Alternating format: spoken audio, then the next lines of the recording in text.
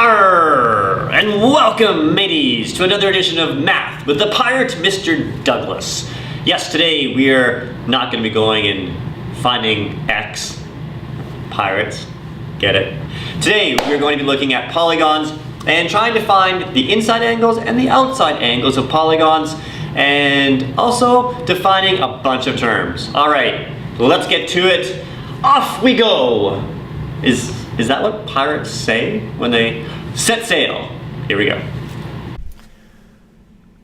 We get to start off this lesson with my favorite math joke. Yes, math jokes. Jokes are awesome.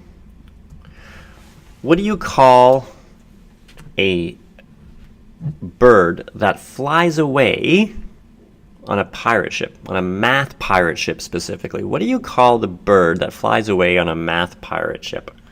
Well, of course, you call that bird Polygon. Polygon. Yeah, that's right. I'm expecting you're all laughing and telling your friends about this amazing comedian. We call it Mr. Douglas, who does math occasionally. So speaking of math, today we are talking about polygons. And polygons is pretty interesting. The word poly comes from the Greek words to mean many, and then gon, just G-O-N, like that, just in Greek means angle. So we're talking about many angles. And if you're kind of figuring out, like, so what is actually a polygon? So the kind of the definition is it has to have straight sides. So there's no curves allowed, and straight angles. And it also must be closed. So you couldn't have like this. So straight, straight, straight, straight, oh, but it's not closed. Then it's not going to be a polygon.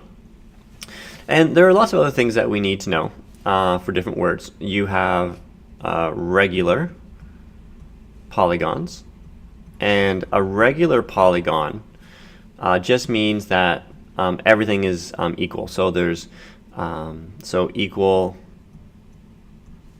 length sides. So those are regular ones. These are when you're thinking about like your pentagon, right? So every side is the same length. And none of my drawings will be drawn to scale today. So like a pentagon, that's a horrible looking pentagon. All equal sides and that kind of stuff. What other kind of things do you need to know about? If a polygon is simple, or is it complex? Is it simple or is it complex? Basically, if a polygon is complex, it crosses itself. It crosses. It doesn't mean it argues with itself or get upset. It crosses. Think of a star. See, everything is straight, everything is closed, but they cross each other. Whereas a simple polygon would just be like this, boom, like that. Speaking of polygon, of course, we're talking about 2 dimensions, and also, let's go and add in here, it must have at least 3 sides. 3 sides or more. Okay, now some other stuff we're talking about is convex or concave. I'm going to get rid of the jokes here. Convex or concave. So convex. And we also have concave. And basically, if you have a convex, there's no inward pointing angles. There's no inward. And no internal angles are more than 180 degrees. No internal, the inside angles. So no internal angles are greater than 180 degrees. And for a concave, just think about the word cave. So you really want to think about the word cave. So something is kind of like punching it in. And the external angles aren't greater. So the let's just say no external angles. Let's just bing, bing, bing, bing, bing, bing, bing. There we go. No external angles. So no external angles are greater than 180. Let's take a look at a picture, because a picture is going to be worth 1,000 words, as they say. Let's get green. I think I need a little bit more room here. I'm just going to erase this right here. And erase this. There we go. The magic of pictures. So concave. So you're looking at a concave, like it's been boom, There's like a cave there. It's been punched in, like that. And then a convex would be something like this, like that, convex. And there you go. You also have external and internal angles. So this is one that always seems to get kids. So I'm just going to draw so we're looking at internal and external angles, and this is going to lead into some formulas that you guys are going to need to know. So I'm just going to try and draw, try being the key word here, try and draw this pentagon. And maybe we'll use this pentagon to talk about a lot of different things. So there's my pentagon, and I'm going to go and draw the external angles. So I'm going to just extend these lines. So this is the external angle, and then this part here. So I'm kind of like making like a throwing star. This goes back to like the 1980s Bruce Lee, Chuck Norris movies. Chuck Norris is awesome. Never mess with Chuck Norris. There's probably some Chuck Norris jokes out there for math. You can leave some in the comments, I guess. Maybe you're thinking I knew some of them, but I don't. Okay, so those are the external angles, those blue things.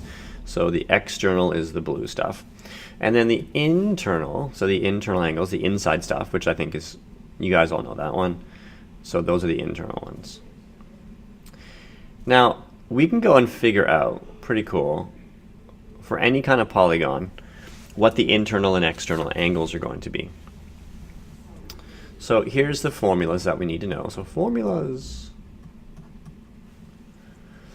formulas, and the first one, so the very first one is the sum of the interior angles. The sum of the interior angles.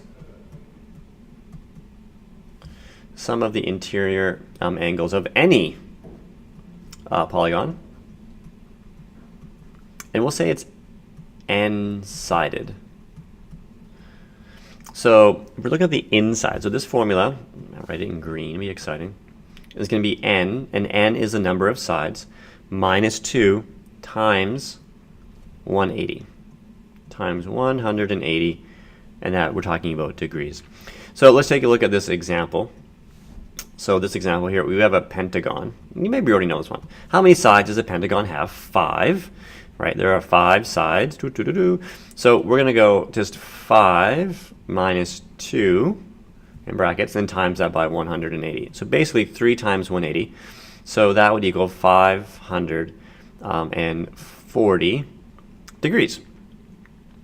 So the internal angles are 540 degrees. That's excellent. But now let's kick it up a notch. Bum, bum, bum, bum. So that's how much it is in total. Remember, the sum. But what about each one? If I wanted to know each one, well, then what would you go and divide that 540 by? You would go and divide it by n. So if we want to know the different sides, you divide it by the number of sides. So n divided by the n again.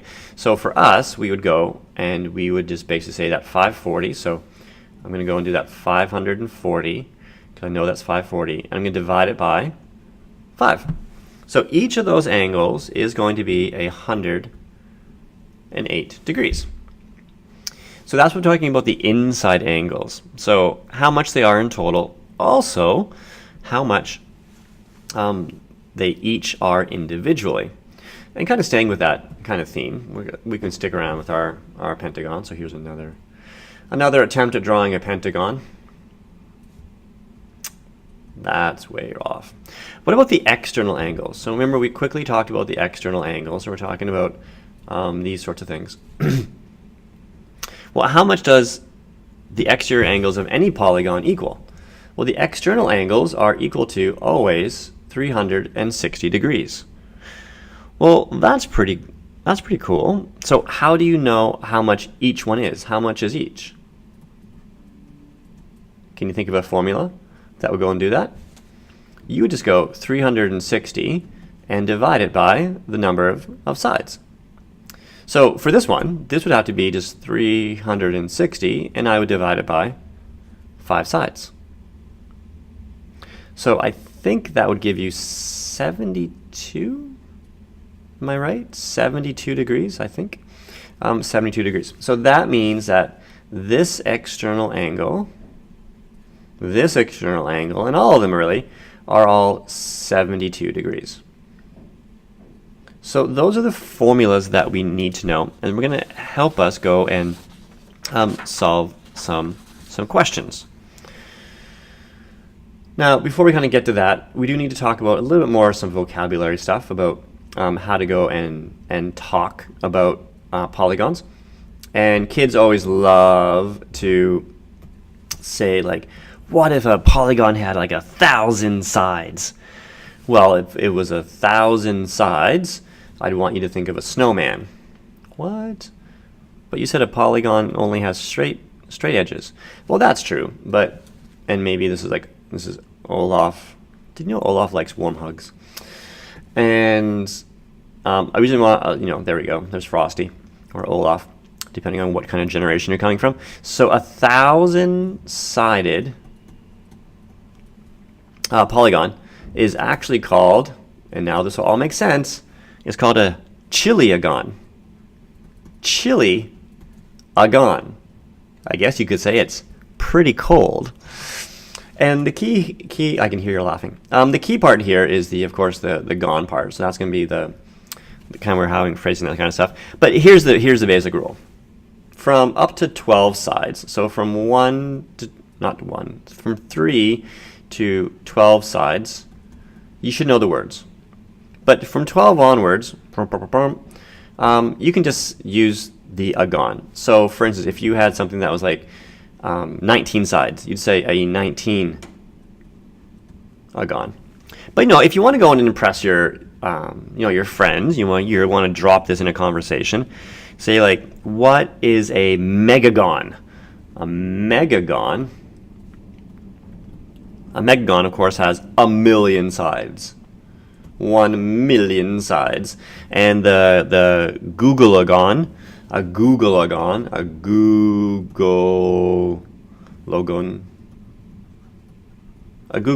is 10 to the power of 100.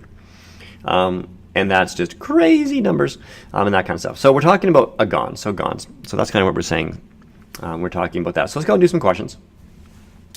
Now that we've kind of talked through what everything sort of looks like. So what are your teachers going to be asking you guys? So here's an example. So whoops, here we go.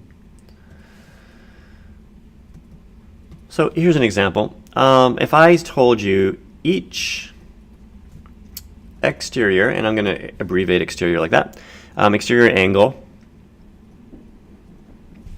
is 40 degrees. So every exterior angle of a regular polygon is 40 degrees. How many sides? How many sides does it have? Okay, so we know that the exterior angles are 40 degrees. And so what are you going to be doing? Well, think about the formulas. So remember, we're talking about exterior angles. They're always add up to 360. And you divide it by the number of sides, and that will give you how much each one is. So we know that it equals 40 degrees. We know that. So I'm just going to go and just put this over 1 just to make this kind of obvious. And when you see this now, hopefully you're kind of thinking like, oh my gosh, is this cross multiplication? It absolutely is. So you'd go and you'd cross multiply, right? 40 times n, so you get 40n, and that would equal to 360. So you divide both sides by 40, so n would equal 9. So how many sides does it have? It has 9 sides. Yay. 9 sides. And of course, a 9-sided polygon is called a nonagon. A nonagon. Bet you didn't know that one. Maybe you did. Maybe you did. That's pretty cool if you did. Let's take a look at some other stuff. So you're trying to get the idea. We can use some basic algebra and then start using some other examples. So here's a picture of the top of a 10-sided, so a decagon. Here's this. So imagine this is just the top part of it, just the top. And I just want to know this. So this is a 10 sided polygon. This is just the top part of it. And I want to know what x is. So I want to know the internal angle. So the interior angle of what it would be, of a 10-sided kind of thing. So we would be using the n minus 2 times 180. Now divide it by the number of sides. So what are we going to go and plug in there? We're going to plug in 10 because it's a 10-sided. I'm going to plug in 10 here and plug in 10 there. And this is, I should say this is regular, right? So everything is going to be equal. That's really important. So here you get 8 in brackets. And then you have to go 8 times 180. So 8 times your 180, which gives you 1440. Yes, I just use a calculator for that because it's way too early in the morning when I'm filming this right now. So 1440. And I'd also divide it by 10. That's the number of sides. And you have 144. So this x would be 144 degrees. So these are the kinds of questions you're going to be going and using those basic formulas and applying it to all types of polygons. Hope you enjoyed. Thanks everyone for tuning in for another edition of Math with the Pirate Mr. Douglas. Until next time, be safe out there on the high seas. Arr!